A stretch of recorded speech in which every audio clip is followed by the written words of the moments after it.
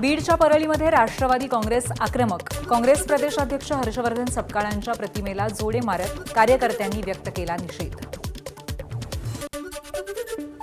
काँग्रेसकडनं उपमुख्यमंत्री सुनेत्रा पवार यांचा गुंगी गुडिया म्हणून उल्लेख.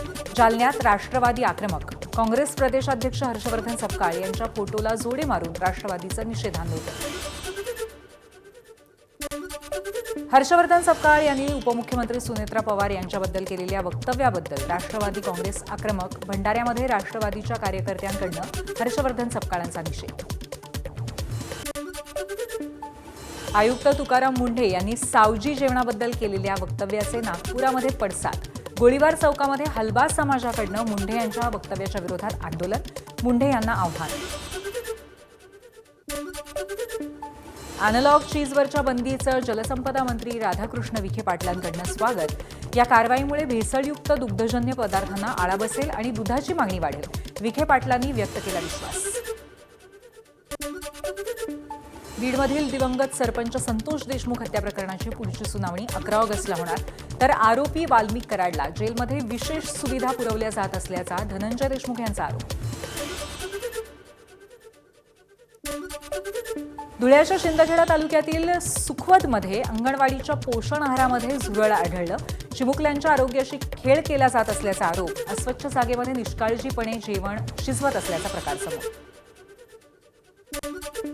मुंबई गोवा महामार्गावरती मोठी वाहतूक कोंडी. पेणजवळच्या बळवली दूरशेत परिसरामध्ये वाहनांच्या लांबच लांब रांगा. गौण खनिजाची अवैध वाहतूक करणाऱ्या डंपर आणि ट्रकमुळे वाहतूक कोंडी. रायगडच्या पेण तालुक्यातल्या वडखळ परिसरामध्ये रस्त्यावरती खड्डे. प्रवाशांसह नागरिकांची तारांबळ. तर उड्डाण पुलाला सुद्धा तडे. महामार्ग विभागाकडनं तात्पुरती मलमपट्टी. अंबरनाथमधल्या खड्ड्यांकडे लक्ष वेधण्यासाठी मनसेचं अनोखं आंदोलन. पूर्व आणि पश्चिमेला जोडणाऱ्या पुलावरच्या खड्ड्यामध्ये पीपीई किट घालून मून वॉक करत आंदोलन. अंधेरी आरटीओमध्ये माकडांचा उच्छाद. टेस्ट ड्राईव्हसाठी आलेल्या नागरिकांमध्ये भीतीचं वातावरण. माकडाच्या अचानक वावरामुळे काही काळ धावपळ.